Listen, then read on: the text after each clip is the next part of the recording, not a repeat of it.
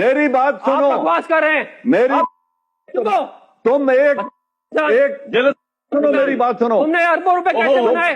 तुम मेरे बात सुनो, ये थर्ड क्लास इल्जामात मुझ पे मत लगाओ। बात सुनो, तुम एक सबूत ले आओ।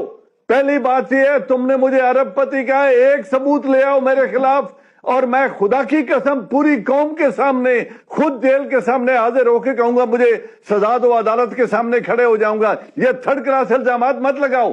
तुम मुझे जानते ही नहीं हो, तुम मुझे पहचानते नहीं हो, तुम्हारे पास एक टके का सबूत नहीं है। मेरे ऊपर इल्जाम लगा रहे हो कि अरबपति है।